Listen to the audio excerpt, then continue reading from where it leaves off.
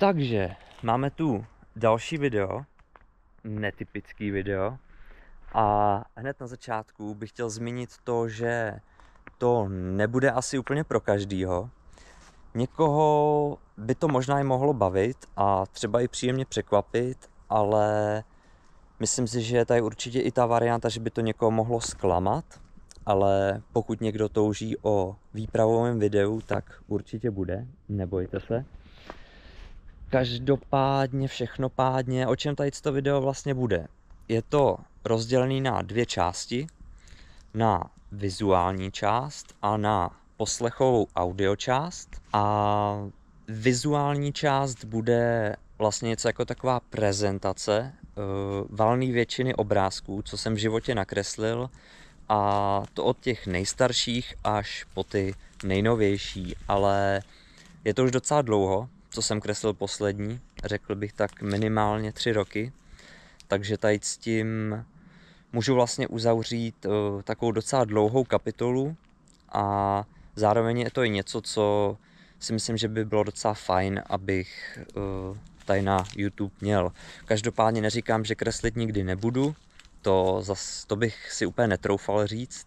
Velmi pravděpodobně si zase něco někdy nakreslím a nebude to samozřejmě zas úplně nic extra, nic mega, od toho nečekejte žádný veliký umělecký díla, ale kdyby někoho zajímala opravdu jenom ta vizuální část, ty kresby, tak všechno bude označený na časové ose u videa, tak si to může klidně jenom proklikat všechno a každý obrázek bude očíslovaný. Takže kdyby se vám něco líbilo, tak mě pak klidně do komentáře můžete dát vědět, jaký třeba číslo obrázků je váš favorit. Nebo šampion, hrdina, ono to možná i něco takového bude, protože to poznáte sami. Možná to bude na jedno brdo trošku, ale člověk tak nějak kreslí asi dost podobné věci, když se chce třeba v něčem zlepšit. A ještě jedna důležitá věc, na kterou jsem si vzpomněl právě teď, v tento okamžik, a je to hodně důležitý. Říkám je to o tom, že většina lidí kreslí podle předlohy. Je to prostě tak. Většinou melu nesmysly a chtěl jsem zmínit hlavně to, že obrázky, co budou v tomhle videu mnou nakreslený, tak řekl bych tak 90-95% je úplně bez předlohy. Prostě vezmu papír naslepo a začnu vymýšlet bez ničeho. Takže určitě ta dokonalost tam bude chybět v tomhle. Prostě nějaká ta perspektiva, vzdálenosti, dílky něčeho, no, uvidíte sami. Ale pro mě to prostě není takový, když si něco vezmu a prostě takový kopíruju. Pro mě je prostě zajímavý to, když se to tak nějak vymyslím z hlavy. A co se týká druhé části, té audio, zvukový, tak to vlastně bude spočívat v tom, že to bude můj úplně první rozhovor s AI, neboli s umělou inteligencí. Je to něco, co nevím, že bych nějak měl praktikovat asi do budoucna, ale určitě jsem to chtěl zkusit. Někdo z vás si myslím, že to už určitě zkoušel, nebude vás málo. No a vlastně se můžeme podívat, jak to vlastně celý dopadlo.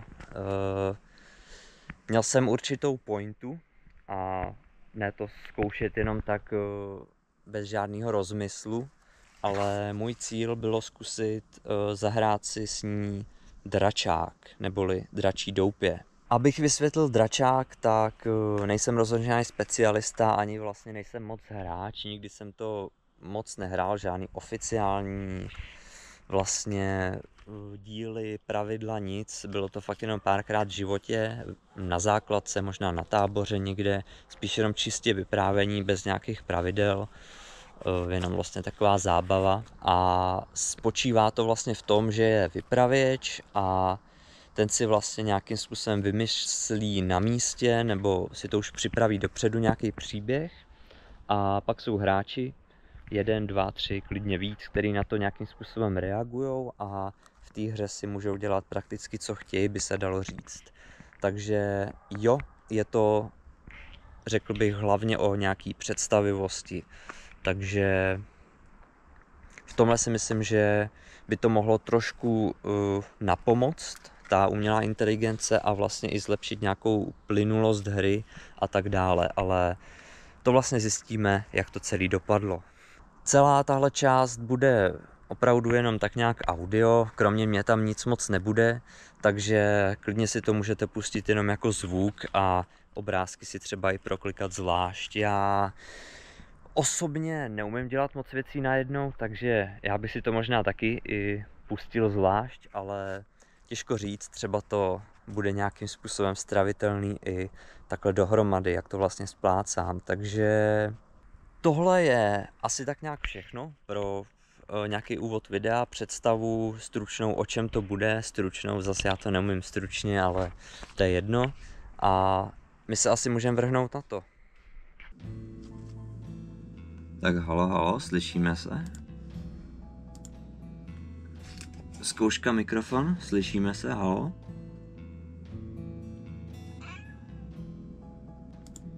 Ahoj, jak se vede? Klidně se mě zeptej na cokoliv, co tě zajímá. Jsem připraven začít. Takže zkouška mikrofonu, slyšíme se?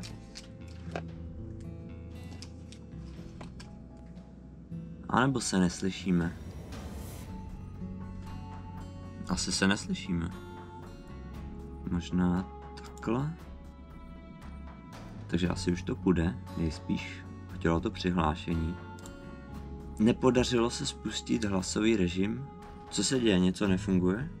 Je už všechno v pořádku? Funguje mikrofon? Ano, vypadá to, že mikrofon funguje skvěle. Můžu vás slyšet. Jak vám mohu pomoci?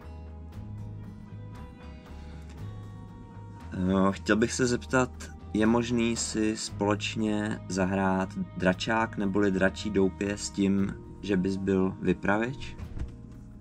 To zní jako skvělá zábava. Rád bych vám pomohl s hraním, ale bohužel nemám schopnost hrát hry jako vypravěč v reálném čase. Můžu vám ale pomoct s pravidly, vytvořením postavy nebo poradit, jak začít hru. Co byste potřebovali?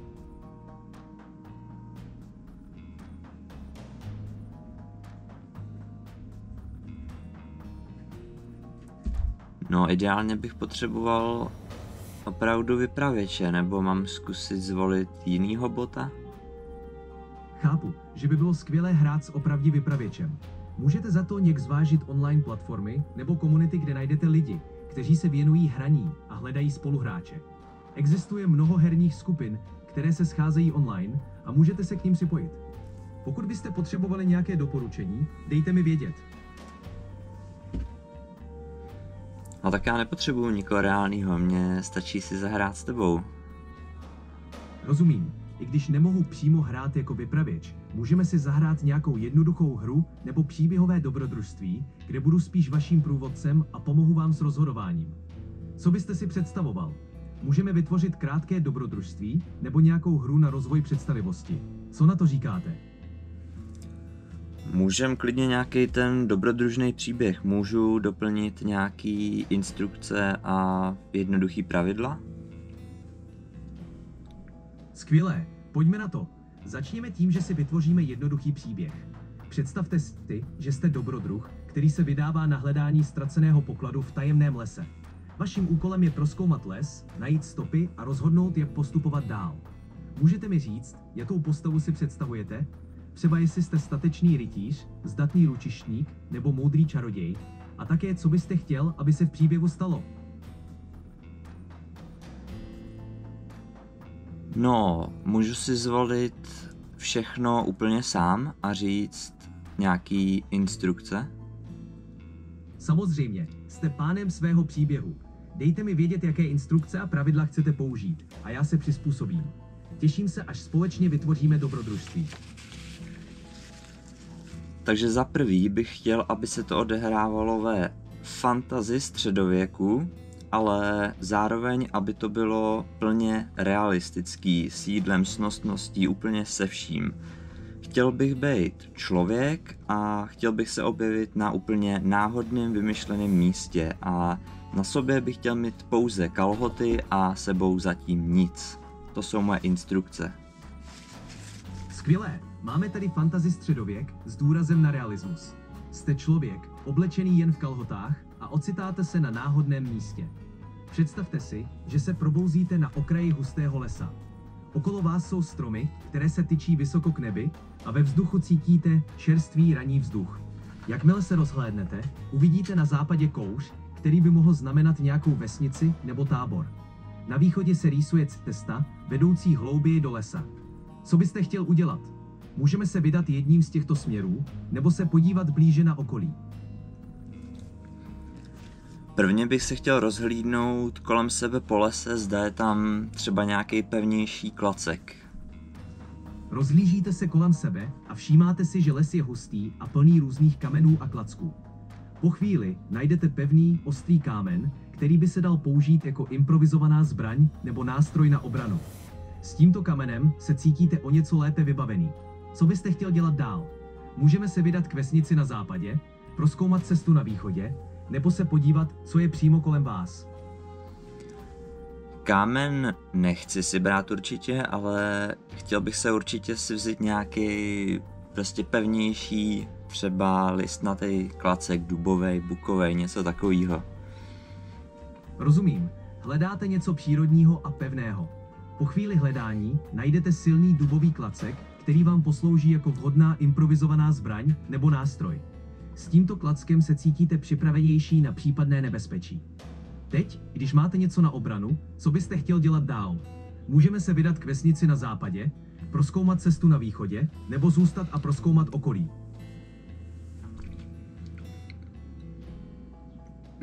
Když se tak porozhlídnu, co je směrem na sever? Když se podíváte na sever, všimnete si, že les postupně houstne a stromy se stávají vyššími a staršími. Cítíte, že tam může být něco zajímavého. Možná starý chrám, opuštěný hrad nebo jiná zajímavost. Cesta na sever vypadá, že by mohla vést k něčemu tajemnému nebo zapomenutému. Co byste chtěl udělat? Můžeme se vydat na sever a prozkoumat, co tam na vás čeká. Jo, určitě, tak se vydám nějakým postupným, klidným krokem na sever. Vydáváte se na sever klidným krokem. Les kolem vás se stává hustším a temnějším. Světlo proniká skrz koruny stromů, jen zřídka, a vy cítíte, jak se teplota mírně snižuje. Po chvíli chůze narazíte na malou clearing, kde uvidíte starou, opuštěnou kamennou věž. Věž vypadá, že je z části zbořená, ale stále se tyčí vysoko a vypadá impozantně. Co byste chtěl udělat? Můžeme prozkoumat věž, podívat se kolem ní, nebo se zaměřit na něco jiného. Podívám se blíž k věži, kouknu, tak nějak prohlídnu jí okolí, ale budu se snažit být potichu a opatrně. Přiblížíte se k věži a pohybujete se potichu a opatrně. Jak se blížíte, všimnete si, že kolem věže roste spousta divokých keřů a rostlin, které částečně zakrývají vstup. Vypadá to, že věž byla opuštěná už dlouhou dobu a její zdi jsou porostlé mechem a lišejníky. Když se dostanete blíž, můžete vidět, že vstup do věže je částečně zablokován spadlými kameny, ale vypadá to, že by se dalo najít místo, kudy byste mohl proklouznout dovnitř. Co byste chtěl udělat? Můžeme se pokusit vstoupit dovnitř, prozkoumat okolí věže, nebo se podívat jinam. Zkusím ještě prozkoumat okolí věže zvenčí. Rozhodnete se tedy prozkoumat okolí věže zvenčí. Obcházíte věž a všímáte si její stav. Po chvíli narazíte na malou, zarostlou zahradu na straně věže, kde roste několik divokých květin a bylin. Uprostřed zahrady je starý kamenný stolek, na kterém zůstaly stopy po nějakých dávných rituálech nebo obřadech.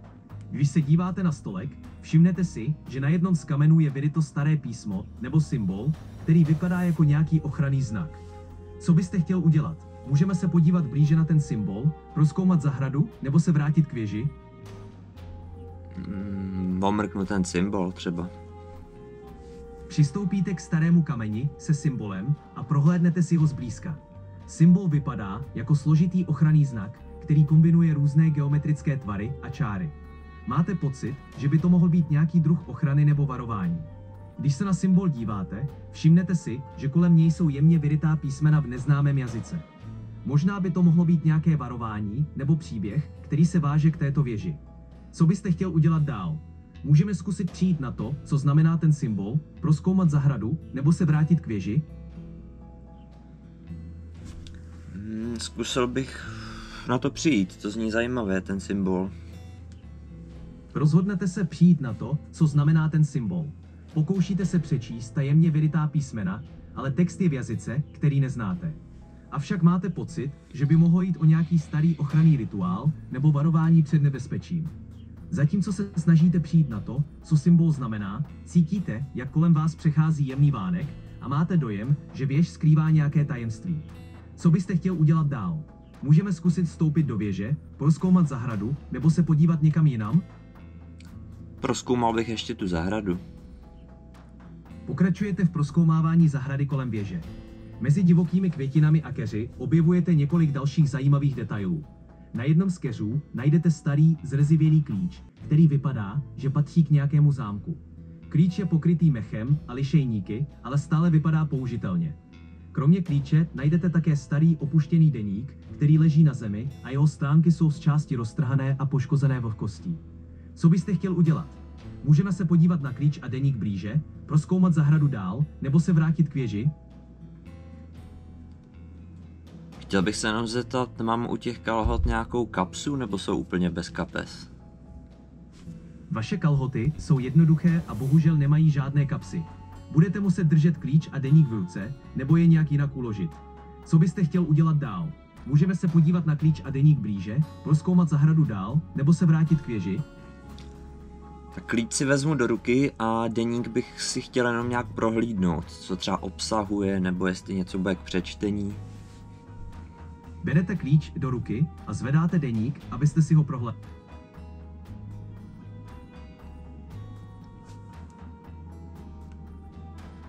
Máte vyčerpaný denní limit pro rozšířený hlasový režim. Můžete teď přejít na standardní a pokračovat v chatu.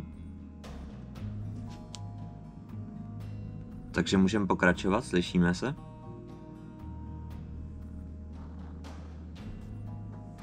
Ano, slyším vás. Pojďme pokračovat. Máte klíč a deník v ruce. Deník vypadá starý, ale stále se zdá, že některé stránky jsou čitelné. Když ho otevřete, zjistíte, že je napsaný rukou a obsahuje několik záznamů o dávných událostech v tomto lese. Některé pasáže jsou neúplné, ale vyčnívá jeden příběh, který mluví o ztraceném strážci věže. Co byste chtěl dělat dál? Můžeme se podívat blíže na deník, zkusit otevřít věž nebo prozkoumat okolí. Zkusil bych ještě víc prozkoumat ten deník, jestli tam nebo ještě něco zajímavého. Nějaký detaily.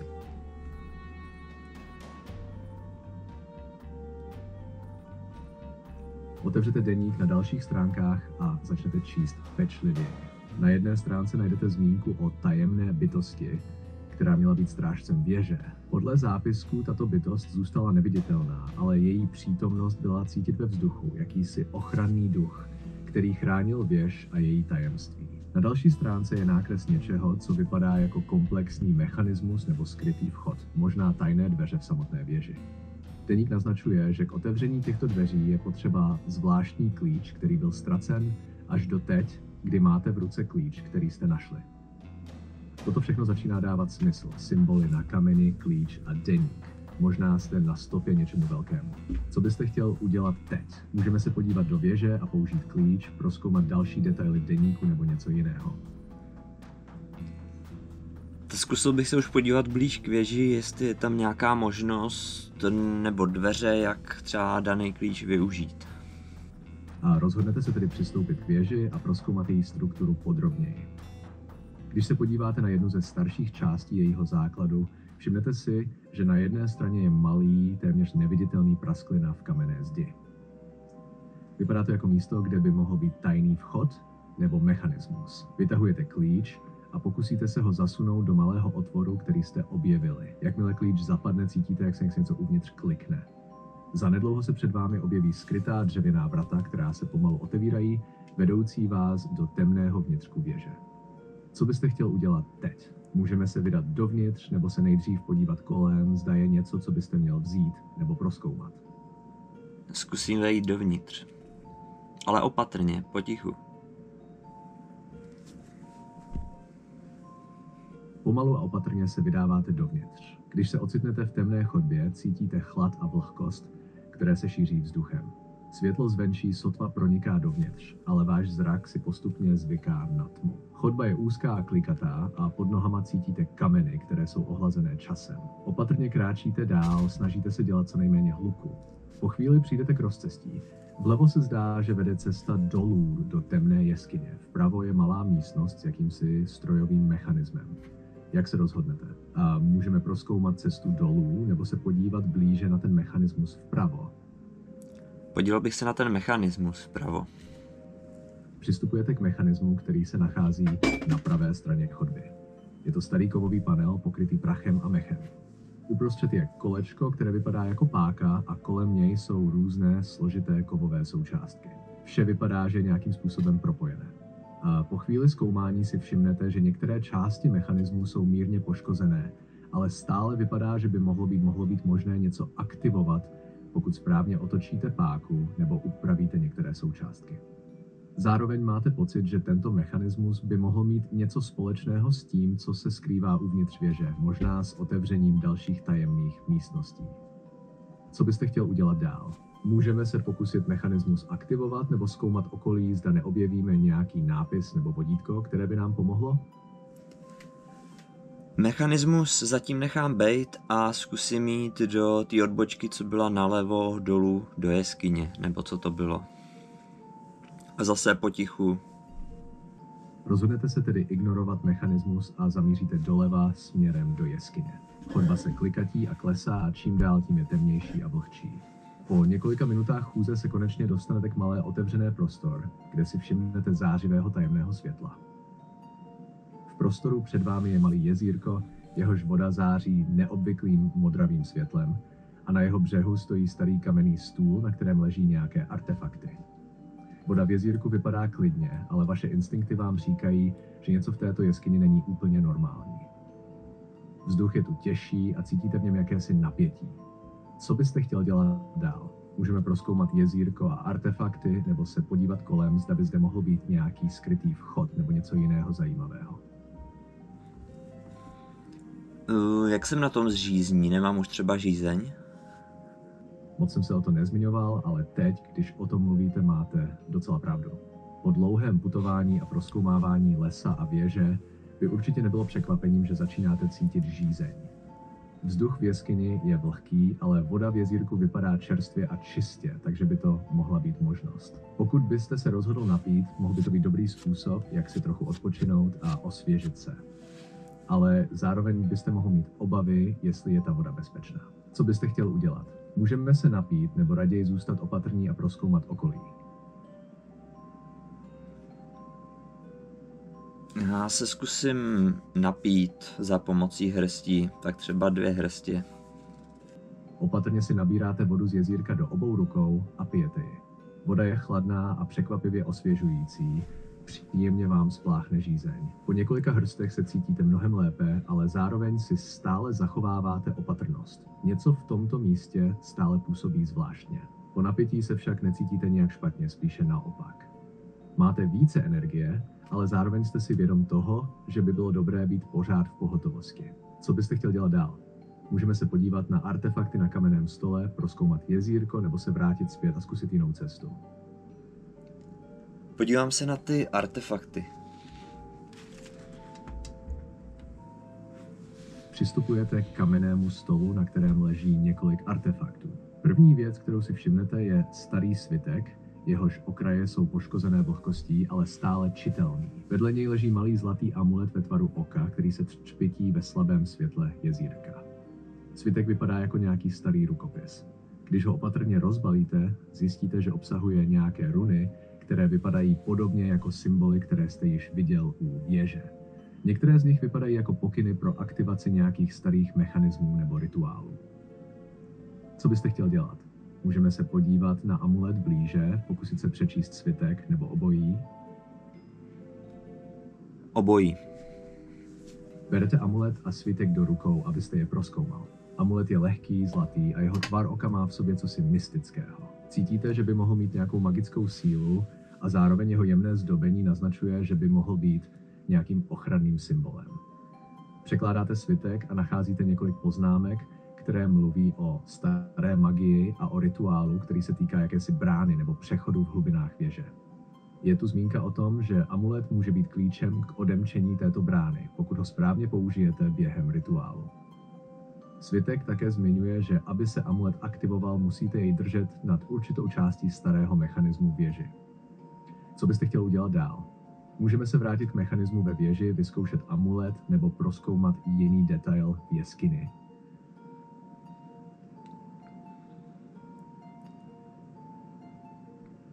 Chtěl bych se jenom zeptat, klíč mám ještě u sebe, nebo jsem ho nechal někde v nějakých těch dveřích, nebo co to bylo? Dobrá otázka. Klíč, který jste našel v zahradě, stále máte u sebe. Když jste ho použil na odemčení skrytých dveří do věže, určitě jste ho vzal s sebou, než jste se vydal dál. Takže klíč je stále v držení. A pokud se rozhodnete pokračovat ve zkoumání věže nebo nějakého mechanismu, budete mít klíč k dispozici. Také by se mohl hodit při použití amuletu, pokud je potřeba odemknout nějaký další skrytý prostor. Jak to vidíte dál? A můžeme se vrátit k mechanismu, zkusit použít amulet nebo se podívat na něco jiného. Poberu ještě do té jedné ruky, ve které mám klíč, ještě svitek i ten amulet. Rádo se stalo. Pokud budete chtít pokračovat v dobrodružství nebo si povídat o něčem jiném, jsem tu. Já jsem neříkal, že chci končit. Omlouvám se, že jsem to nepochopil správně. Mějte se hezky. Ne, já nechci končit, já chci vzít svitek i amulet do ruky, ve který mám klíč. Aha, už to chápu. Berete tedy do ruky jak svitek, tak amulet, zatímco klíč máte stále při sobě. A cítíte v rukách váhu těchto artefaktů, které se zdají mít nějaký zvláštní význam. Svitek s runami a amulet s magickým znakem vám připomínají, že jste na cestě k odhalení něčeho důležitého. Nyní máte všechny 3 klíčové předměty, klíč, svitek a amulet. Co byste chtěl udělat dál? Můžeme vrátit k mechanismu ve věži, zkusit použít amulet, nebo prozkoumat něco jiného v jeskyni? Jdu k tomu mechanismu nahoru se všema věcma, co mám v ruce. Vypadá to, že jste zmínil webovou adresu. Můžu vám nějak pomoct něčím ohledně této stránky? Ne, webovou adresu jsem nezmiňoval, chci jít prostě jenom k mechanismu. Omlouvám se za záměnu. Rozhodnete se tedy vrátit k mechanismu. S klíčem, svitkem a amuletem v ruce se pomalu vydáváte zpět k místu, kde jste předtím našel ten starý kovový panel. Teď máte pocit, že máte všechno, co potřebujete, abyste něco aktivoval. Když se postavíte před mechanismus, zkoumáte ho pečlivěji. Vzpomínáte si na návod ve svitku, který naznačoval, že klíč a amulet mohou hrát klíčovou roli při odemykání něčeho důležitého. Co chcete udělat teď? Můžeme zkusit použít amulet nebo klíč na mechanismus, nebo se podívat na něco jiného. Je někde v místnosti nebo přímo ve svitku nějaký třeba návod nebo něco, co by mě mohlo nějak napovědět? Když se podíváte znovu na svitek, zjistíte, že obsahuje několik důležitých nápověd. Některé runy jsou jasně spojené s mechanismem a podle textu na svitku je zde zmínka o spojení klíče a amuletu s rituálem, který probouzí sílu věže. Také je zde popis, že amulet má být použit k aktivaci nějakého druhu skrytého potenciálu mechanismu, ale musí být správně vložen do určitého otvoru nebo východu, který vypadá jako symbol. Svitek jasně naznačuje, že klíč i amulet jsou propojené a musí být použity ve správném pořadí. Taky se zde zmiňuje, že správné uchopení amuletu a umístění klíče na konkrétní místo by mělo otevřít nějaký skrytý vstup nebo odemknout skrytý prostor ve věži. Podíváte-li se kolem, na mechanismu je jeden malý otvor, kam by klíč mohl zapadnout. A vypadá to, že na tom správném místě je nějaký zbytek symbolu, který by mohl souviset s amuletem.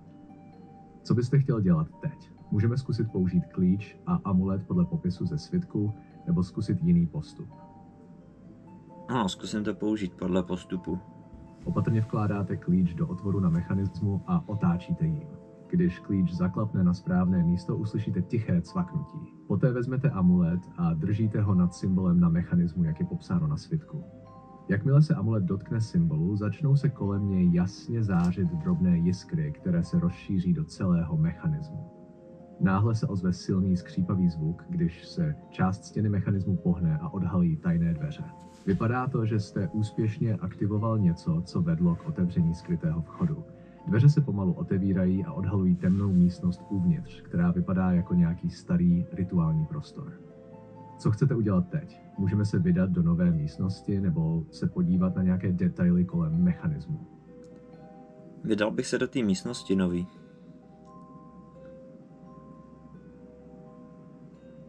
Opatrně vcházíte do temné místnosti, která se otevřela. Jakmile přecházíte přes práh, okamžitě cítíte změnu v atmosféře. Vzduch je těžší, jakoby nasycený dávnou magií. Vaše kroky se odrážejí od kamenné podlahy, která vypadá starší než cokoliv, co jste viděl dříve. Místnost je prostorná, ale skrytá v moze stínu. Uprostřed stojí podivný oltář pokrytý prachem a starými artefakty. V rohu místnosti si všímáte nízkých dřevěných dveří, které vedou dál, ale vypadají zamčené. Na stěnách jsou vyryté složité symboly a znaky, které připomínají ty, které jste viděl ve svitku.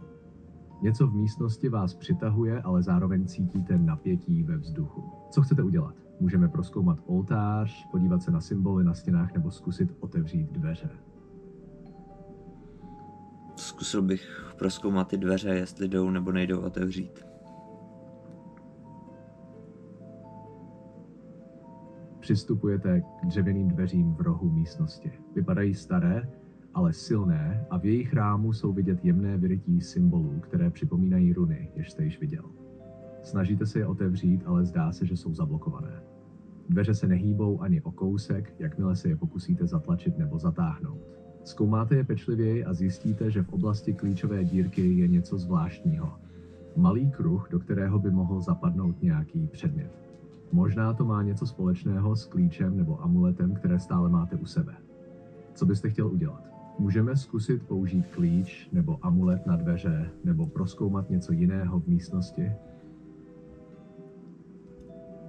Zkusím použít ten klíč nebo amulet na ty dveře.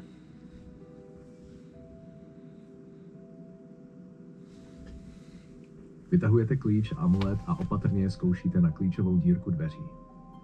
Když klíč vložíte do dírky, uslyšíte tiché cvaknutí, ale dveře se stále neotevřou. Poté vezmete amulet a přiložíte ho na vyrytý symbol nad klíčovou dírkou. Jakmile se amulet dotkne symbolu, znovu se objeví slabé jiskry a ve vzduchu se začne šířit zvláštní napětí.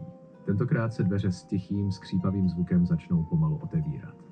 Jakmile se otevřou, objeví se další chodba, která vede hlouběji do temnoty, jako by pokračovala do neznámého prostoru.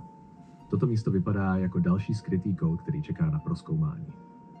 Co chcete udělat dál? Můžeme se vydat touto novou chodbou nebo prozkoumat něco jiného. Než půjdu dál, chtěl bych se podívat ještě na ten oltář s těma runama, nebo co to bylo, trošku detailněji.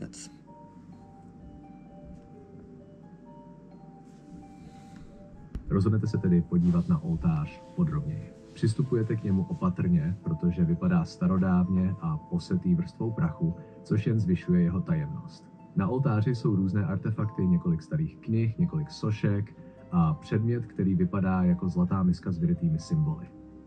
Okolo ní jsou drobné stopy, které naznačují, že zde byl prováděn nějaký rituál. Na samotném oltáři jsou vyryté runy, podobné těm, které jste viděl v deníku, a na mechanismu. Jak je zkoumáte, zdá se, že mají hluboký význam. Některé symboly jsou zaměřeny na ochranu, jiné na otevření či uzavření brán. Jedním z nejzajímavějších prvků oltáře je menší kruhový prostor, do kterého by se mohl hodit nějaký předmět.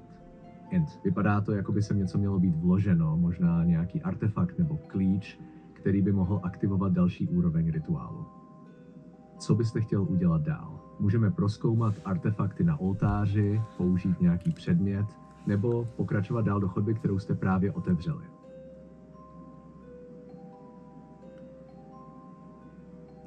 Takže říkáš, že mísa je ze zlata, jo? Ano, ta miska na oltáři vypadá zlatě, alespoň podle jejího lesku a vzhledu.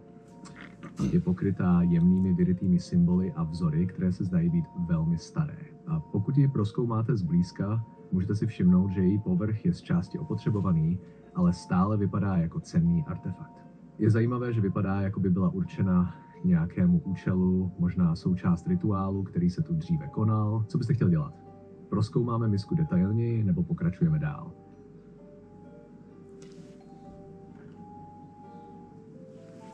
Už mám trošku obavy z toho pokračovat dál, takže bych si chtěl vzít tu zlatou mísu, dát si klíč do ní i svitek, jo, už to generuje, tak uvidíme. Pochopil jsem, že se cítíte opatrně a tak se rozhodnete vzít zlatou misku. Pomalu ji zvedáte z oltáře. Má nečekaně solidní váhu, ale zároveň je dokonale vyvážená. Při prozkoumání misky si všimnete, že v jejím středu je malý otvor, který by mohl odpovídat nějakému předmětu, možná klíči, který máte u sebe. Pak vezmete klíč, který jste dříve použil na mechanismus a opatrně ho vložíte do otvoru misky. Jakmile klíč zapadne, zní tiché kliknutí a v místnosti se z ničeho nic rozsvítí slabé, mystické světlo, které vychází přímo z misky. Tento okamžik je napjatý. Vypadá to, že jste právě aktivoval nějaký mechanismus nebo magický proces. Co byste chtěl dělat teď? Můžeme sledovat, co se stane dál, nebo se vrátit k nějakému jinému detailu. Je mi líto, ale aktuálně řešíme problémy. Nerozumím, co jste řekl a... Chtěl bych se jen zeptat, co všechno mám teď aktuálně u sebe, v rukou.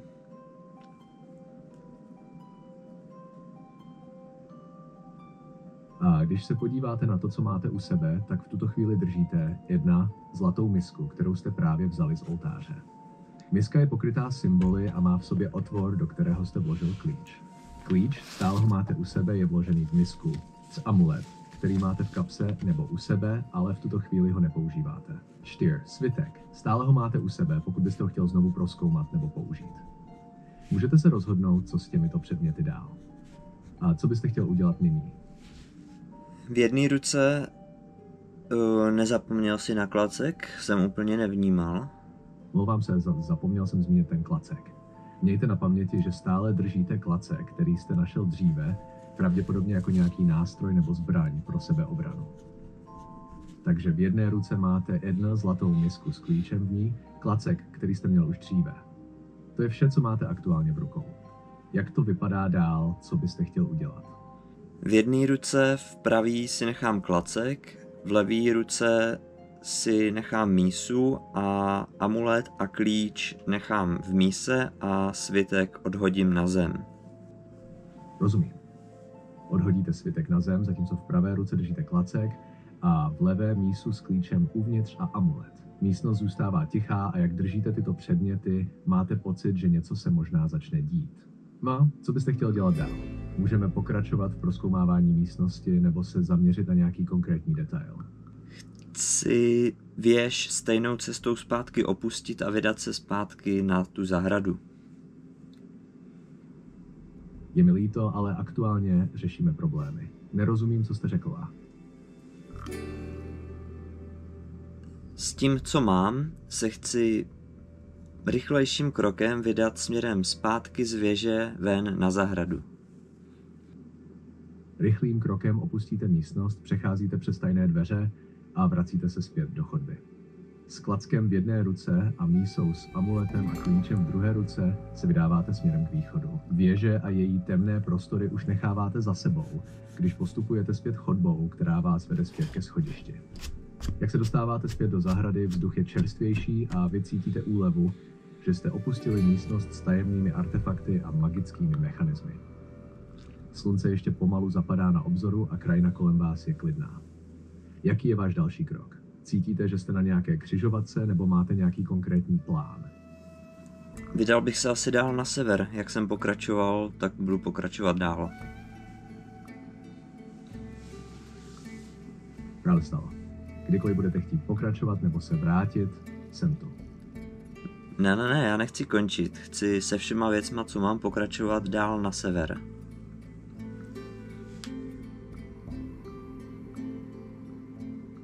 Rozumím, pokračujeme tedy dál. S klackem v pravé ruce a mísou, amuletem a klíčem v levé se rozhodujete pokračovat v cestě. Věže zůstává za vámi, ale možná teď budete hledat, co dělat dál s těmito artefakty. Krok za krokem se dostáváte zpět na zahradu a jakmile se ocitnete venku, máte pocit, že je třeba rozhodnout, co teď s tím vším. Místo kolem vás je poklidné, ale cítíte, že všechno, co máte v rukou, může mít nějaký hlubší význam. Co byste chtěl udělat teď? Potom, co jsem opustil věž, tak jsem se vydal opět na sever s tím, že budu hledat místo na spaní.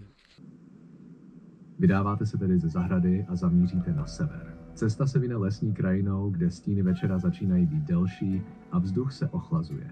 Jak postupujete, narazíte na několik přírodních překážek, křoví, nízké kameny, ale cesta stále vede vpřed, do hlubin lesů nebo neznámých oblastí. Když jdete, máte pocit, že něco nového vás čeká, ale jakákoliv další odpověď na to, co najdete, je ještě nejasná. Jaké jsou vaše plány, když budete pokračovat? Máte nějaký konkrétní cíl na severu, nebo jdete jen tak dál, abyste viděl, kam cesta povede? Pokračuju prostě po cestě na sever a moje primární myšlení je o tom, abych našel nějaký ideální místo na přespání. Pokračujete tedy po cestě na sever zaměřený na hledání vhodného místa k přespání. Cesta se postupně vine mezi stromy a jak se snívá, vzduch je stále chladnější. Když si všímejte okolí, začínáte hledat nějaké místo, které by bylo vhodné pro odpočinek. Třeba místo, kde je dostatek krytu před větrem a deštěm, nebo místo s klidným, bezpečným okolím. Po chvíli chůze najdete malou mítinu mezi stromy, kde se zdá, že by mohl být dobrý prostor pro přespání. Je to klidné místo, chráněné stromy a je dost prostorné pro rozložení nějakého přístřešku.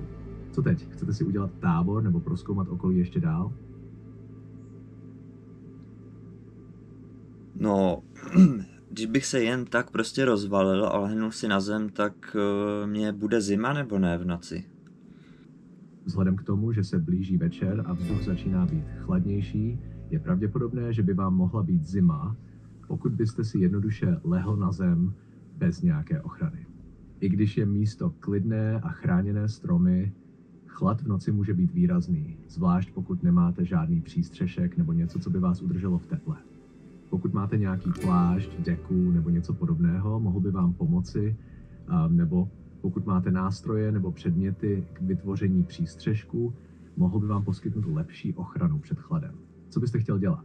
Můžeme zkusit vytvořit nějaký přístřešek nebo najít jiný způsob, jak se připravit na noc.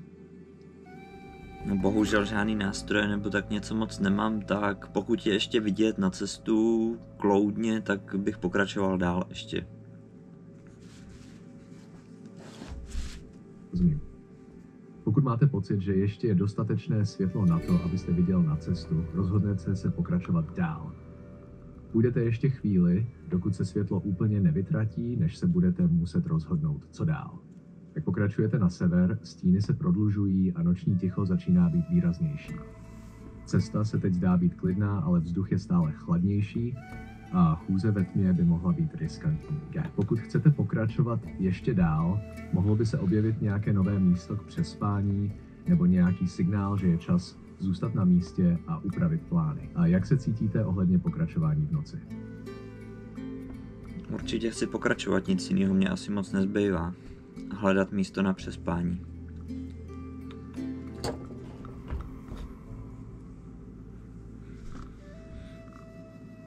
Pokračujte tedy dál, i když se setmělo. Světlo pomalu mizí a cesta kolem vás je stále temnější. S každým krokem se snažíte hledat nějaké znamení, které by naznačovalo, kde byste mohl najít bezpečné místo pro nocleh.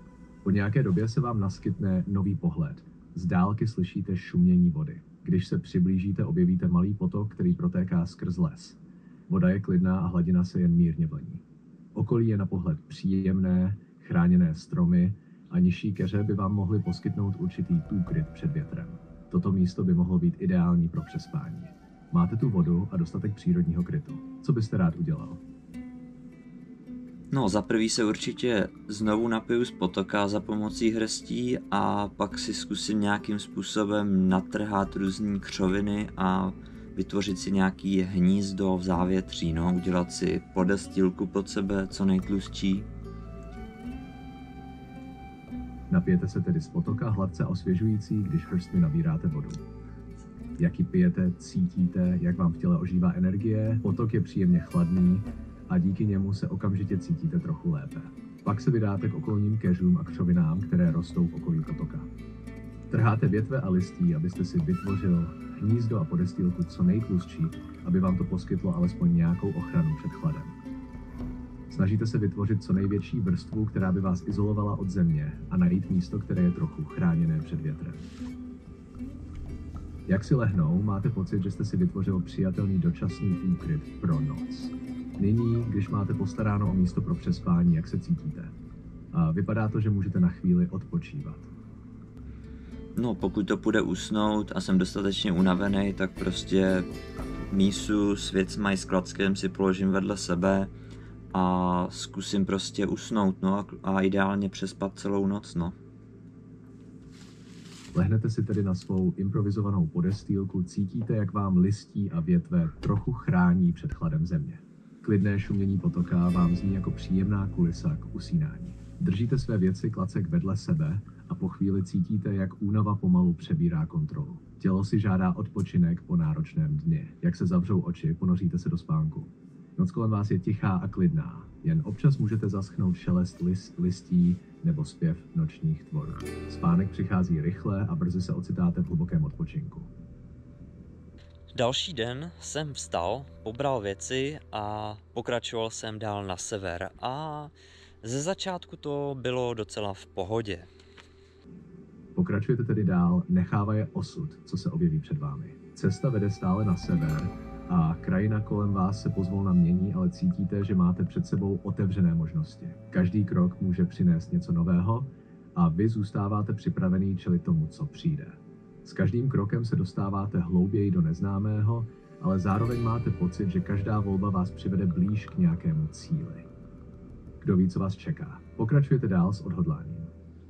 Určitě pokračuju dál a chtěl bych se ještě zeptat, jak jsem na tom s hladem a nepotřebuji třeba na záchod nebo něco, nějaký základní potřeby. Jak pokračujete, máte pocit, že vaše tělo si žádá nějakou pozornost. Co se týče hladu, trochu cítíte, že by se hodilo něco sníst, ale není to příliš naléhavé. Tělo si sice žádá energii, ale máte ještě čas se rozhodnout, jak s tím naložit. Co se týče potřeby na záchod, vypadá to, že zatím není příliš akutní. A můžete pokračovat dál, ale určitě bude potřeba se o to postarat, pokud pocítíte větší potřebu. Máte nějaký plán ohledně jídla nebo záchodových záležitostí, nebo se budete spoléhat na to, že to zvládnete později? Pokračujete tedy v cestě, stále vnímaví k tomu, co se děje kolem vás. Krajina se postupně mění, ale stále ukazuje svou tajemnou a přírodní povahu. Při každém kroku máte pocit, že cesta před vámi skrývá něco nového, co čeká na objevení. Jak se dál pohybujete, les kolem vás stále hraje svou roli. Pokračujete ve své cestě na sever v očekávání, co přinese další část vaší výpravy. Později to začalo být celkem zdlouhavý, ta cesta na sever, ale já to tady trošku prostřídám a řekněme, že to se může stát i v reálu, že prostě nějaká cesta bude delší nějakým směrem, nebude to prostě tak úplně utíkat, tak jak by si člověk představoval. Ano, prostě pokračuju dál.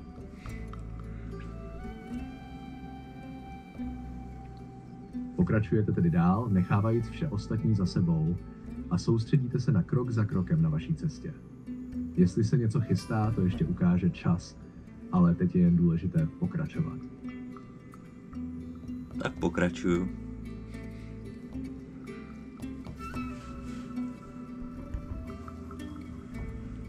It seems like you're referring to something related to scratching.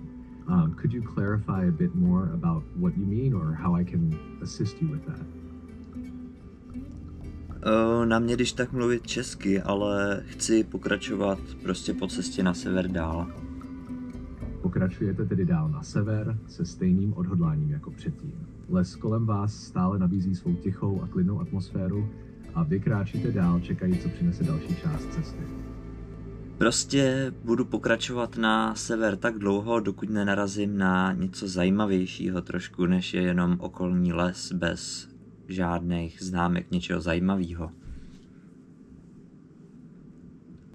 A pokračujete tedy na sever a stále si držíte smysl pro pozornost, doufaje, že najdete něco, co vás zaujme. Les kolem vás se zdá být tichý a nezměněný. A tak jdete dál, procházející mezi stromy, cítící, jak se krajina kolem vás mění s každým krokem. A stále věříte, že někde v dálce je něco zajímavějšího, co čeká na objevení. Jak budete pokračovat, máte nějaké specifické věci, na které byste se zaměřil, nebo necháváte osud rozhodnout, co přede vámi leží?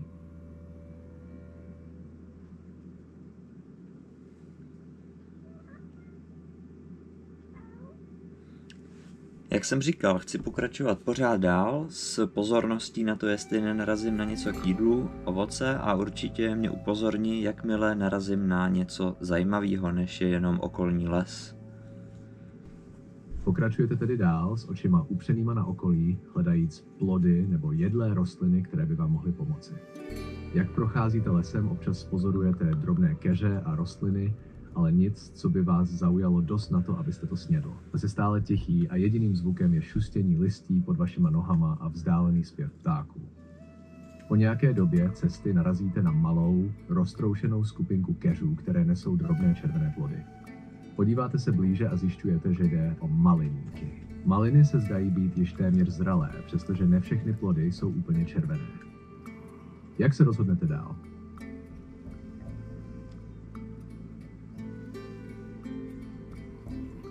Všechny věci, co mám, kromě zlatý mísy, si zatím odložím na zem a natrhám si něco rovnou do pusy s ním, abych se najedl a dotrhám si pak úplně plnou vrchovatou tu zlatou mísu těma malinama. Trháte maliny a ochutnáváte je přímo z keřů. Jsou sladké a osvěžující a cítíte, jak vám dodávají novou energii. Pokračujete v trhání a naplňujete zlatou mísu. Maliny se zdají být dostatečně zralé a vy máte teď dostatek jídla, abyste se cítili lépe. Mísu máte teď plnou a cítíte se trochu silnější a připravenější na pokračování. Jak se rozhodnete dál?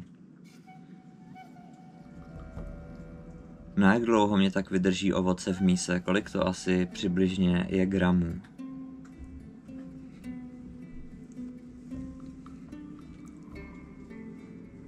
Odhaduji, že zlatá mísa, kterou máte, by mohla mít objem kolem 1 litru.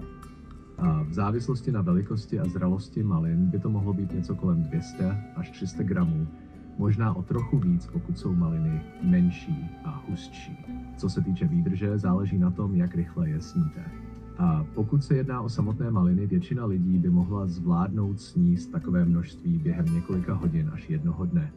Ale pokud byste to chtěl uchovat, maliny by se začaly kazit poměrně rychle, pokud by nebyly správně uskladněné. A můžete si tedy vychutnat ovoce, ale pravděpodobně by to nevydrželo déle než pár hodin, pokud byste nejedl nic jiného. Jak s tím chcete naložit?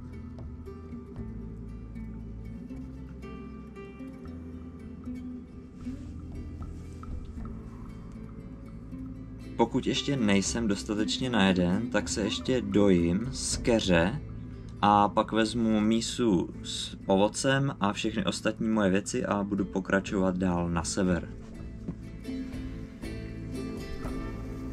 Dál v příběhu to bylo celkem stejný.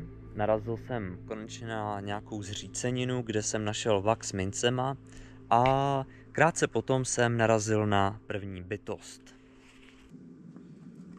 Tak já jen, abych teď vysvětlil, měl jsem vypnutou kameru, potkal jsem nějakýho týpka Elrika, jak se snažil rozdělat oheň v lese, nabídnul jsem mu i mince, nic nechtěl, nazbíral jsem si borůvky místo malin, ty jsem snědl a teď ho poprosím, aby mě ukázal směr do vesnice a tam jsme se domluvili, že se pak následující den sejdem. Mám prej ve vesnici opatrnej, s kým se bavím, takže tam zkusím zajít a uvidíme, jak to dopadne.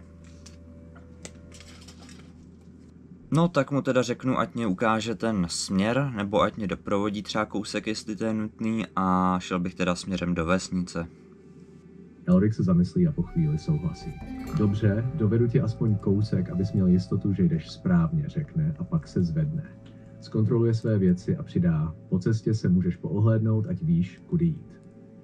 Vydáte se tedy směrem, který ukázal. Cesta vede přes pár menších kopců a lesů, ale Elric jde dostatečně pomalu, abys mohl stíhat. Za chvíli se začnou objevovat známky lidské činnosti, stopy po vycházkách, zbytky starých ohnišť a pár malých zbořenišť. Elrix o tom občas něco říká, jakože tyto oblasti jsou známé obchodními stezkami. Po nějaké době dojdete na malou rozcestí, které ti ukáže. Tudy, když půjdeš dál, brzy narazíš na vesnici. Mějte se tam a dej vědět, jak to šlo. A pak se s tebou rozloučí a začne se vracet zpět. Můžeš se tedy vydat na vlastní cestu směrem k vesnici. Dobrý, tak mu poděkuju za doprovod a že se tam sejdeme teda následující den a já se teda vydám směrem k vesnici. Elrix ty kývne a usměje se. Není zač, těším se, že se tam potká. Dávej na sebe pozor, řekne a jak si plánoval, vydá se zpět. Pokračuješ tedy dál po cestě, která se stáčí a postupně se otevírá, jak se dostáváš blíž k vesnici. Na obzoru vidíš několik roztroušených stavení kouř stoupající z komínů a také siluety lidí, kteří se pohybují mezi domky. Těch pár budov nedostí, vypadá spíš jako chudá vesnice, ale je to místo, kde bys mohl najít něco, co potřebuješ. Jak se blížíš, slyšíš zvuky každodenního života, zvířata, hovor lidí a klepání na dřevo. Vesnice na dohled. Rád se stalo. Jestli máš ještě nějaké další otázky nebo něco, co bys chtěl prozkoumat, dej vědět. Ne, já nechci končit. Já chci jít směrem do vesnice a chci se rozhlížet, potom jestli neuvidím už nějakého obchodníka na první pohled. Pokračuješ tedy dál směrem k vesnici, oči otevřené, abys zaznamenal nějaké známky obchodníků nebo tržních stánků. Krajina kolem tebe se začíná pomalu měnit. S každým krokem je to víc a víc zřejmé, že se blížíš k něčemu živému. Cítíš, jak se atmosféra kolem tebe mění. Za chvíli, jak se blížíš k okraji vesnice, si všimneš několika postav. Jsou to zřejmě obchodníci, mají u sebe velké pytle a koše.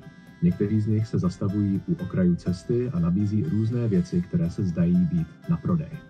Pár z nich si tě všimne, ale neukazují žádnou zvláštní pozornost. Co uděláš? Máš nějaký konkrétní plán, co bys chtěl koupit nebo prodat? Jdu tedy k ním a ukážu jim, nebo zeptám se, co mají na prodej. Jestli nemají na prodej ideálně oblečení, boty, případně nějaký baťoch. Přistupuješ k jednomu z obchodníků, který má velký koš plný různých předmětů. Snažíš se zaujmout přátelský tón a ptáš se, co všechno má na prodej. Obchodník tě pozdraví a krátce přehodí své věci, když odpovídá: mám tu různé věci. Oblečení, boty, nějaké pytle, všechno potřebné. Co hledáš konkrétně? Podívá se na tebe a pozorně si prohlíží tvůj vzhled. Když zmíníš, že hledáš oblečení, boty a baťoch, obchodník přikývne a vytáhne několik kousků. Má nějaké kožené boty, které by ti asi sedly, a oblečení v různých velikostech, včetně bundy a kalhot, které bys mohl zkusit. Také ti ukáže několik jednoduchých kožených baťohů, které by ti pomohly při cestování. A ceny jsou v celku přiměřené, ale chceš se zeptat, jestli by byl ochoten prodat nějaké věci za tvé mince, že máš něco k nabídce. Tak, chtěl bych dát nabídku, že jestli, když bych mu dal tu zlatou mísu, co mám s malin, teda s borůvkama, tak jestli by mě za to dal baťoch, tu bundu a ty kožené boty. Obchodník se na chvíli zamyslí, když slyší tvou nabídku, tak se na tebe podívá. Zlatá mísa co? Poví, když si prohlíží mísu s borůvkami.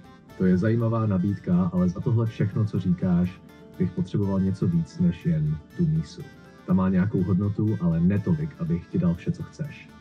A můžeš si ale vzít ty boty a baťoch za ně a bundu bych mohl dát jako přídavek, pokud přidáš ještě něco. Co ty na to? Vidíš, že je ochotný jednat, ale chce si být jistý, že za to dostane adekvátní hodnotu. Co bys udělal?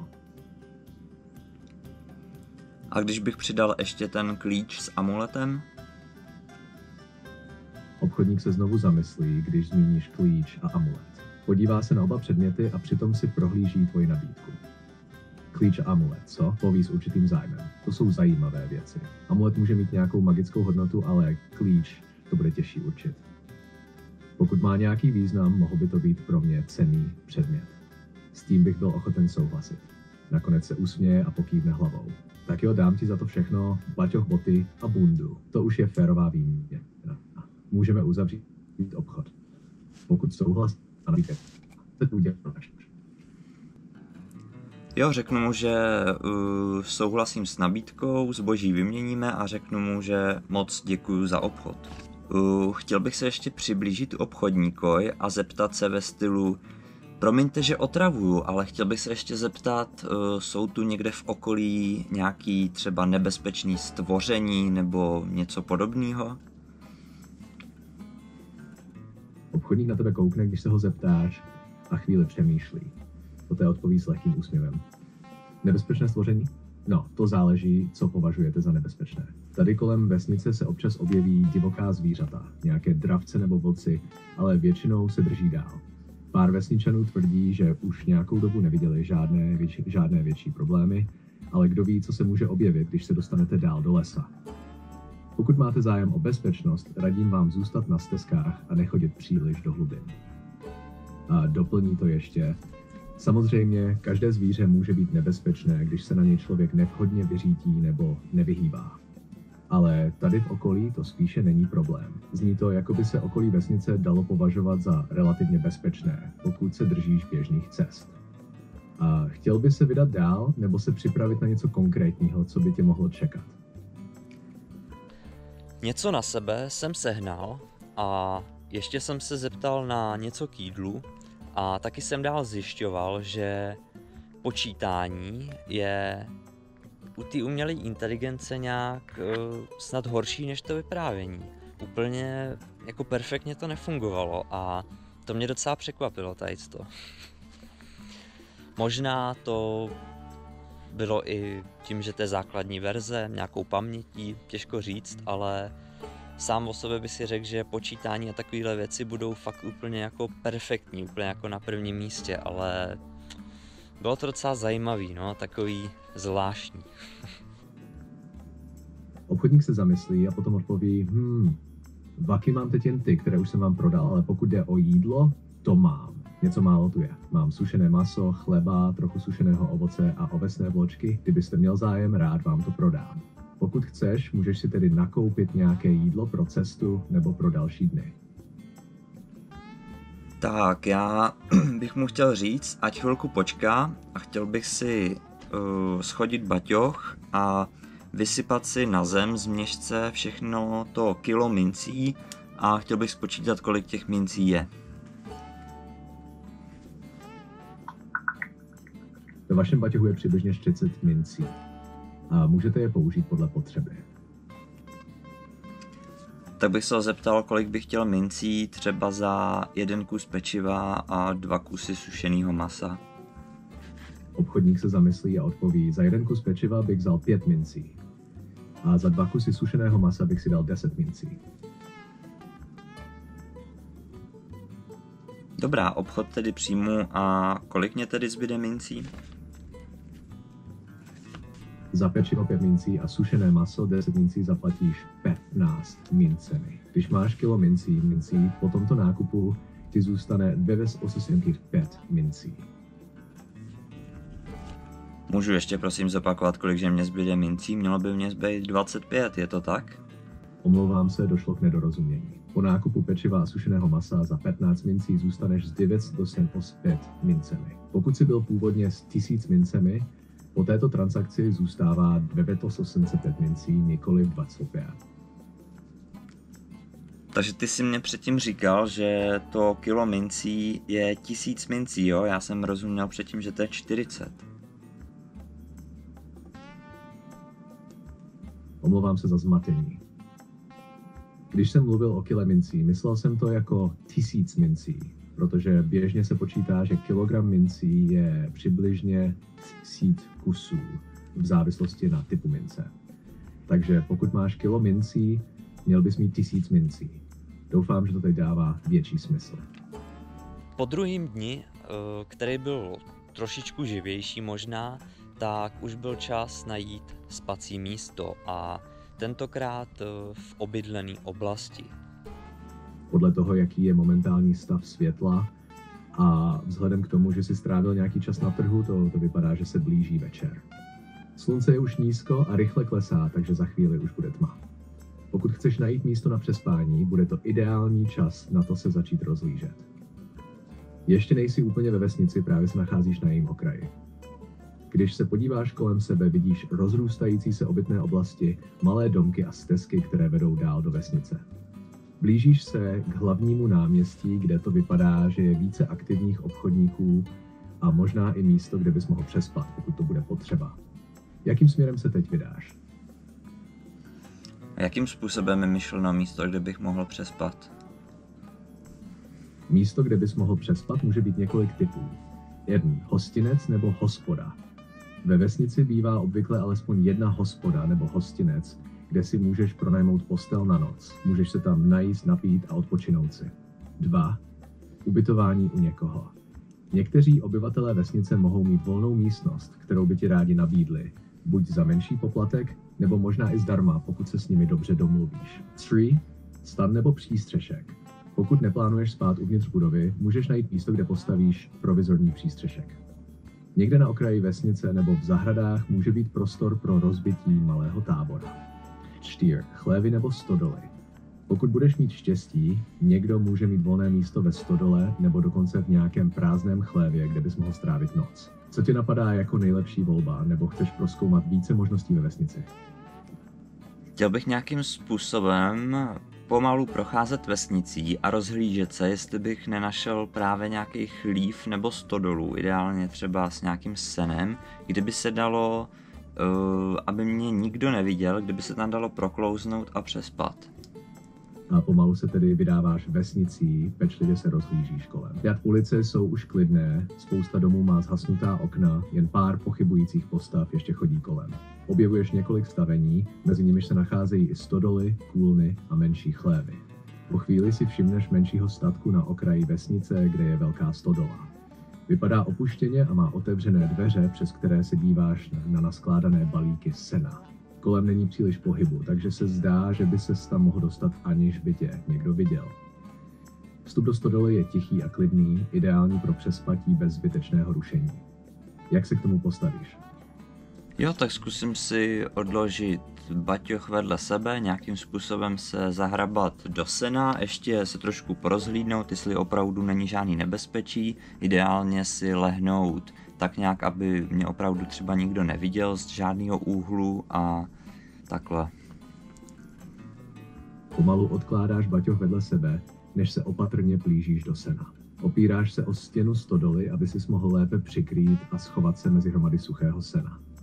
Je to dost pohodlné, navíc tvoje přítomnost je dobře maskována. Prozkoumáváš okolí ještě jednou, ale vesnice vypadá opravdu klidně, nikdo se nezdá být v okolí. Všechny postavy, které by mohly být, jsou v dálce a většina oken je zavřená. Vypadá to, že by tě nikdo neměl vidět, pokud se budeš držet v tomto úkrytu. Jakmile se ujistíš, že jsi opravdu nepozorován, můžeš se pohodlně uložit a odpočívat. Následující den zmatky pokračovaly. A pomalu opustíš stodolu, dáváš pozor, aby tě nikdo nezaznamenal. Jakmile se ti podaří opustit úkryt, schováš baťoch a pomalu se začínáš vracet směrem k centru vesnice. Jak procházíš kolem domu, pozoruješ pečlivě okolí. A lidé jsou stále v ranním spěchu, někteří se připravují na den, jiní už začínají svou práci. Všimneš si několika zajímavých míst. V blízkosti se nachází stánky s různým zbožím od nástrojů po jídlo. Je také možné spatřit pár vesničanů, kteří se shromažďují na náměstí, kde to vypadá, že se bude konat nějaký obchod nebo výměna. Můžeš si být jistý, že pokud chceš něco koupit nebo prodat, toto místo bude ideální. Co uděláš dál? Chtěl bych se jenom zeptat, jak to je s tím baťohem, ten jsem si vlastně vzal s sebou nebo jsem ho nechal ve stodole? A Matěj tě doprovázel až do vesnice, ale ve stodole zůstal sám, když si se rozhodl prozkoumat vesnici a hledat nějaké možnosti. Měl by tam být, pokud se rozhodneš vrátit. Jaký Matěj? Myslel jsem baťoch.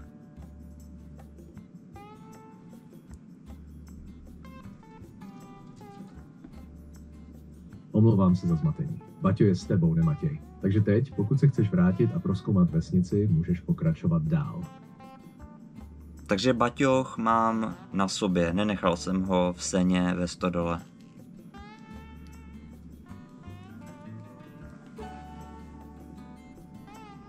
Správně, baťoch máš na sobě. Nechal si ho u sebe, tak se teď můžeš klidně pokračovat v prozkoumávání vesnice s baťohem na zádech.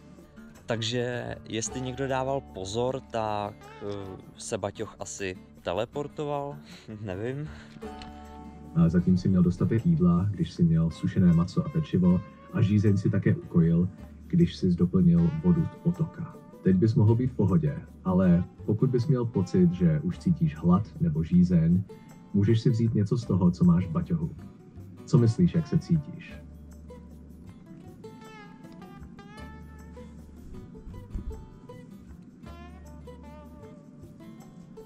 Takže za prvý, pečivo se sušenýma masama jsem ještě nesnědl, ten mám pořád jenom u sebe v baťohu. A za druhý jsem se chtěl zeptat, jak víš, že jsem pil vodu z potoka? Tím pádem si teda pamatuješ předchozí konverzaci, co jsem kopíroval do chatu?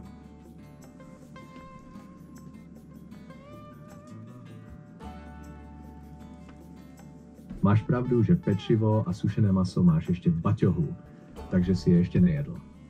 A co se týče pití z potoka, to jsem si pamatoval z dřívější části naší konverzace, kde jsi zmínil, že jsi se napil. Nepamatuji si přesně, co jsi kopíroval, ale z našeho rozhovoru mi vyplývá, že jsi vodu z potoka pil. A co se týče hladu nebo žízně, jak to máš teď? Cítíš, že bys měl něco sníst nebo napít? Takže ty si pamatuješ celou naší předchozí konverzaci? Ano, přesně tak. Mám přístup k celé předchozí konverzaci, takže si pamatuji detaily, o čem jsme se bavili. To mi pomáhá udržet kontinuitu a reagovat na to, co už jsme probírali. Pokud bys měl nějaké další otázky nebo potřeboval upřesnit něco, co jsme si říkali, stačí se zeptat. To mě překvapilo, protože sám říkal, že to nejde, vlastně nějaký ukládání, přitom když vypnu Google počítač celý a znova vlastně přijdu do chatu, takže to nebyla úplně špatná informace, nebo prostě bylo to docela fajn, že si to nějakým způsobem pamatuje tady to. Takže úplně na začátku příběhu, když jsem začínal, tak ty si pamatuješ, kam jsem vyrazil, jestli na východ, na západ, nebo na sever, nebo na jih?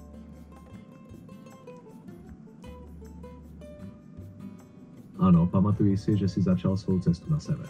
První kroky vedly tímto směrem, jak si chtěl najít místo na přespání a prozkoumat okolí.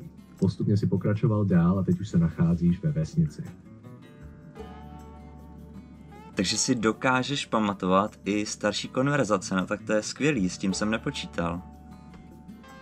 Ano, dokážu si pamatovat naše předchozí rozhovory a souvislosti v nich, což mi pomáhá lépe reagovat na to, co se děje v příběhu a jaké máš plány. Takže když se vrátíš k něčemu, co jsme probírali dříve, není problém na to navázat. Jaké další kroky máš v plánu? Moje další kroky bylo poslouchání trošku rozbitý hry a zároveň jsem začal uvažovat pomalu o tom, že bych zkusil do hry zavíst nějaký určitý systém. Pokračuješ tedy do centra vesnice, kde je více lidí a ruchu. Míříš k hlavnímu náměstí, kde se soustředí většina aktivit. Lidé se tu scházejí kolem obchodů, stánků a dalšího dění. Když najdeš nějaké vhodné místo, posadíš se a začneš se rozhlížet. Všimneš si několika postav, ale mezi nimi není Elrond, alespoň zatím. A těch pár minut, co tu sedíš, ti poskytne čas přemýšlet, jestli se tu někdo objeví, nebo jestli máš nějaké další plány pro dnešní den. Jak to vypadá? Chtěl bys pokračovat v hledání Elronda nebo dělat něco jiného? Chtěl bych jenom připomenout, že by to neměl být Elrond, ale že by to měl být Elric, se kterým jsem se setkal den předtím v lese a dovedl mě, nebo ukázal mě směr, kde je vesnice. Děkuji za opravu, máš pravdu, měl to být Elric.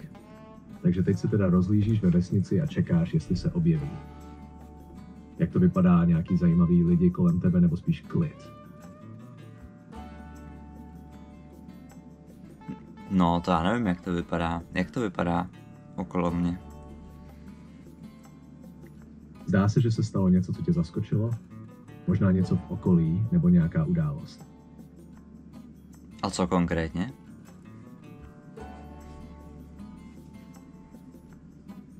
No, trochu si napsal zmateně, takže jsem si nebyl jistý, jestli jde o nějaký problém, nebo jestli si něco jen zmiňoval. Co konkrétně se ti stalo? No, to já právě nevím, co se stalo. Zatím jenom sedím na náměstí a čekám.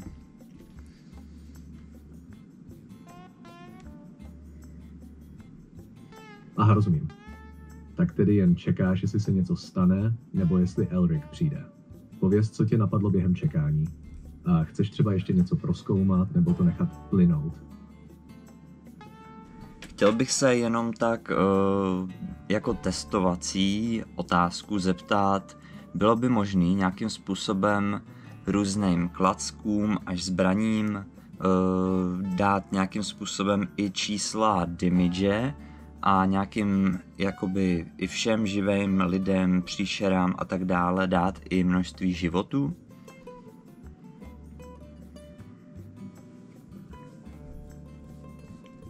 To je zajímavý nápad, něco jako systém pro RPG, role-playing games. Určitě by bylo možné přidat do systému nějaký způsob, jak označit zbraně číslem, které by určovalo jejich damage, poškození, a zároveň dát postavám a příšerám počet životů.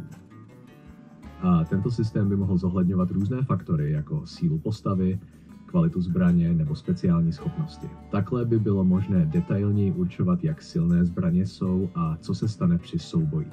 V takovém systému by systém mohl mít třeba zbraně.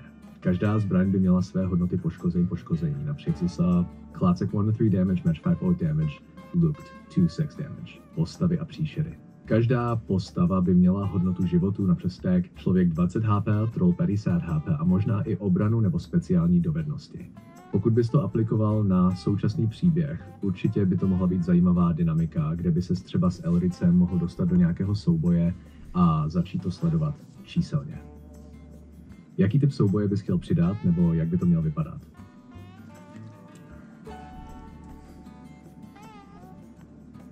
No to je jedno.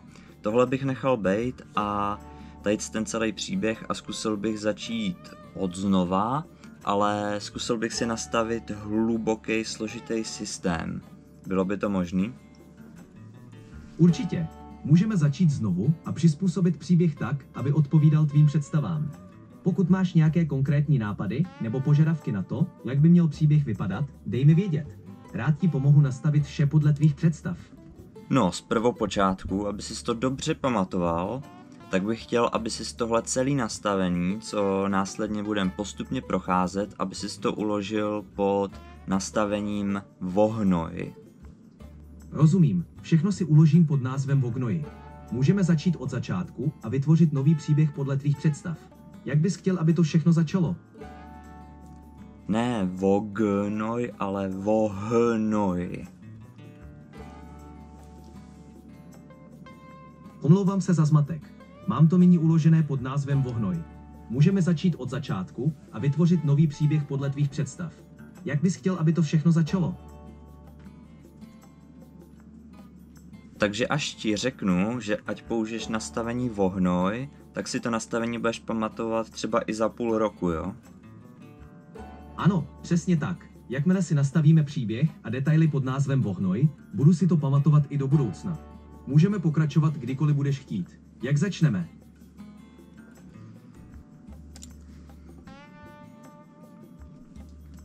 No tak, z prvopočátku bych chtěl jenom říct, že to bude opět nějaký fantasy generovaný, bude to něco podobného, jako bylo teď, ale chtěl bych si tam spoustu věcí přizpůsobit. Až budeš připraven, tak budeme moct začít s vysvětlováním. To zní skvěle. Jsem připravený na začátek a na to, abychom při něj pokračovali vše podle tvých představ. Jakmile budeš připravený, můžeme začít s vysvětlováním a nastavením všeho, co si přeješ. Kdykoliv jsi připraven, dej mi vědět. Tak, asi první věc, kterou bych chtěl zmínit, je prostředí a mapa. Prostředí, jakoby lesy a tak dále, to bude asi tak nějak stejný, může být jako co jsme hráli teď naposled. A mapa bude vlastně čtvercová, bude to vždycky 1 km na kilometr čtverce a můj výběr může být ten, že můžu jít vždycky na jih, na sever, na západ nebo na východ. že pokud tam budou věci na zemi, tak je šance na 1 až 2 předměty. Pokud tam bude truhla, tak je šance, že v ní bude 1 až 5 předmětů. A pokud tam budou pak nepřátelé, tak samozřejmě u nich bude vygenerovaná výbava a budou mít u sebe ještě 0 až 1 předmět. A cena všech předmětů v té hře celý se bude odvíjet podle levelů věci. Třeba klacek level 5, a nebo může být třeba jídlo, okurka třeba level 8. Jo? Každá věc bude mít svůj level.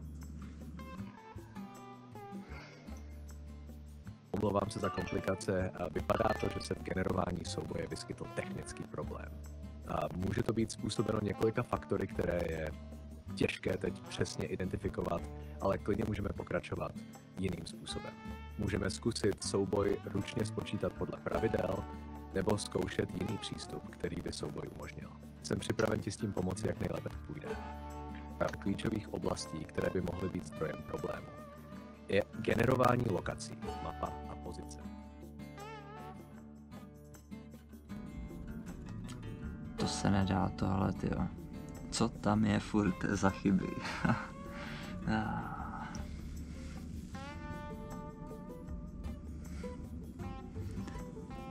Hlubší systém bohužel úplně nevyšel. Nevím, čím vším to je.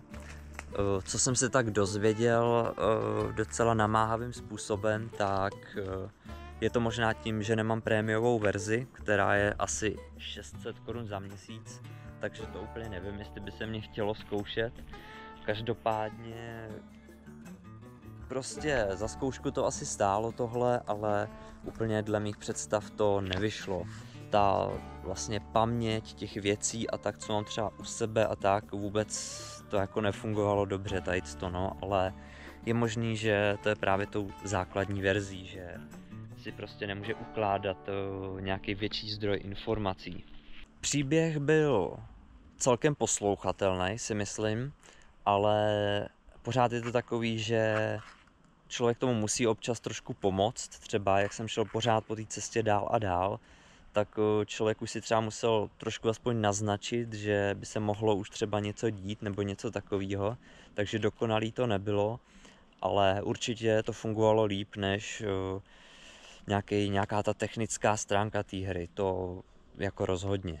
Obsahovalo to docela dost chyb, několikrát zapomněl třeba, co mám u sebe, nebo mě naopak něco přidal, bylo to takový docela dost chaotický. Tímto je test, řekl bych, uzavřen, tak nějak spíš neúspěšně, ale já jsem to úplně nevzdal.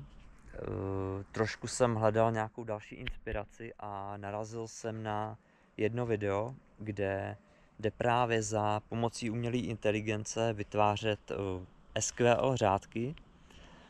Takže ve stručnosti, že si jde vlastně vytvořit vlastní hru, něco v takovém smyslu. A říkal jsem si, že bych tady ten dračák, všechny ty pravidla, mohl zkusit zakomponovat nějakým způsobem do toho. Nebude to sice příběhový, bylo by to spíš systémový, ale mohlo by si to vlastně všechno pamatovat, mělo by. Ale je to nadlouho, desítky, spíš stovky hodin, hodně práce. Takže kdyby se něco takového náhodou povedlo, tak bych třeba k tomu udělal video, ale to se ještě uvidí. Každopádně pro tato video je tohleto všechno, je to výjimečně možná i trošku kratší video, ale pokud se vám něco líbilo, tak klidně dejte vědět do komentářů, ať to byly obrázky, nebo jestli vás třeba zaujalo nějaké to vyprávění a samotný dračák. No a jo, toť asi vše.